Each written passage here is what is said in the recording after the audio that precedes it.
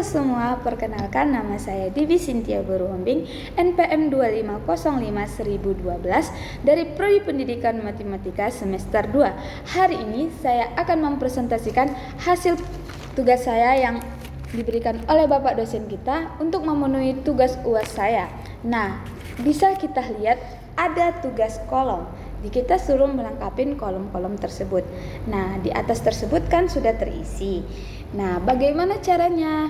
Nah, kita bisa lihat ada 4 kolom kecil. Ada HM, AM, K, sama M.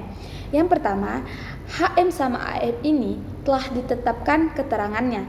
Semisalnya A sama dengan 4, B sama dengan 3, C sama dengan 2, dan D sama dengan 1. Nah, kita bisa mengisi data HM sama AM itu dengan data keterangan tersebut.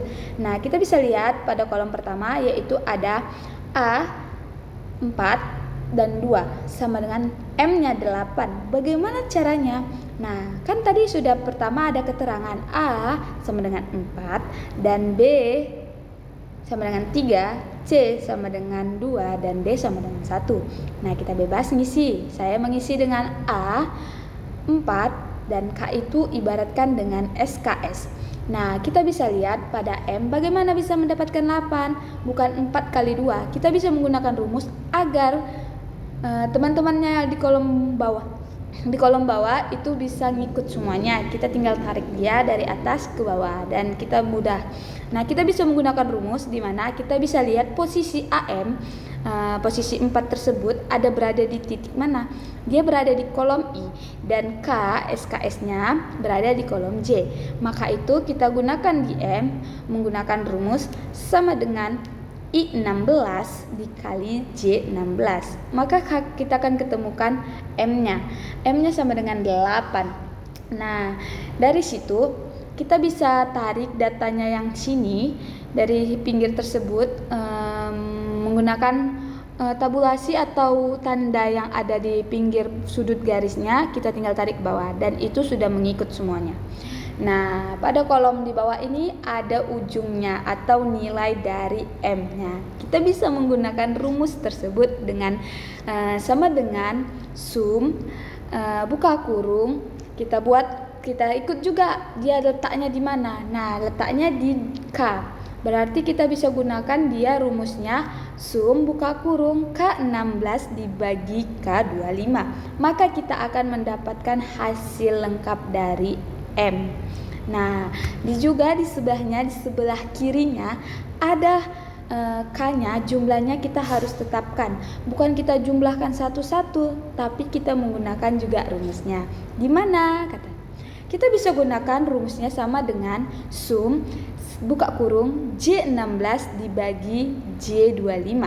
Kita akan ketemukan keseluruhan dari K tersebut. Nah, kita akan mendapatkan IPK pertama di kolom tersebut. Nah, bagaimana caranya? Kita bisa bagikan hasil yang kita seluruhkan M sama K. Berarti kita bisa bagikan 68 dibagi 18, maka akan mendapatkan nilai 3,78. Nah, bagaimana caranya? Kita bisa menggunakan rumus dengan sama dengan K 26 dibagi J26. Maka kita akan ketemukan hasil dari IPK pertama.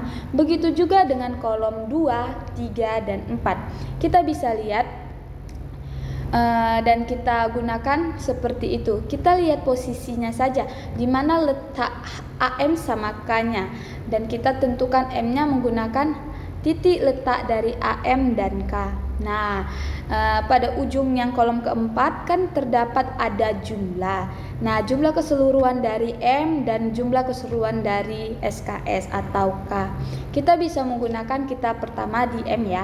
Di M kita bisa menggunakan rumus sama dengan sum K26 ditambah U26 ditambah K37 ditambah U37. Maka kita akan menemukan hasil keseluruhan dari 4 kolom M tersebut. Atau kita bisa mengetahui keseluruhan M dari 4 kolom tersebut. Nah, pada SKS kita bisa menggunakan rumus supaya kita mengetahui keseluruhannya. Kita pakai rumus sama dengan sum buka kurung J26 ditambah T26 ditambah J37 ditambah T37. Maka kita akan mendapatkan dari 4 kolom tersebut hasil seluruh SKS. Nah, maka itu kita akan mempersingkat mendapatkan IPK terakhir atau IPK, apakah dia mendapatkan cum laude, sangat memuaskan atau memuaskan. Nah, kita bisa menggunakan, kita pakai IPK dulu. Nah, IPK, untuk mendapatkan IPK terakhir kita bisa menggunakan dengan hasil jumlah yang terakhir, di mana hasil M dibagikan dengan hasil dengan seluruh SKS. Kita bisa gunakan rumusnya, yaitu sama dengan di mana titik M keseluruhannya berada di titik U, di mana U berada di garis nomor 38 dan SKS-nya berada di T38. Jadi kita bisa menggunakan rumus sama dengan U38 dibagi T38. Maka kita akan menemukan hasil dari IPK terakhir nilai siswa tersebut. Nah, apakah dia mendapatkan predikat cum laude, memuaskan atau sangat memuaskan? Bagaimana caranya? Itu sangat simpel.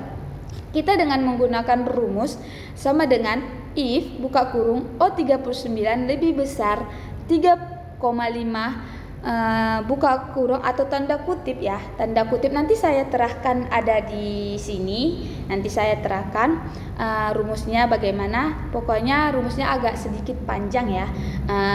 Kita bisa gunakan sama dengan if buka kurung O39 lebih besar 3,5 cum laude. If buka kurung lagi, nanti saya terangkan, bisa kita lihat juga ya. Nah, di situ sangat panjang, saya singkat aja, nanti saya tulis ya. Maka dari itu kita dapat menilai predikatnya berada di mana. Nah, predikat saya kan berada di 3,58 kan. Nah, itu ibaratkan sudah sangat memuaskan dari data yang ada. Dimana kan cum laude itu IPK 3, sekian ke atas.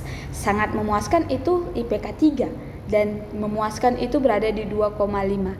Nah, ataupun dia nilai cukupnya itu berada di 2. Nah, saya kan berada di 3,58.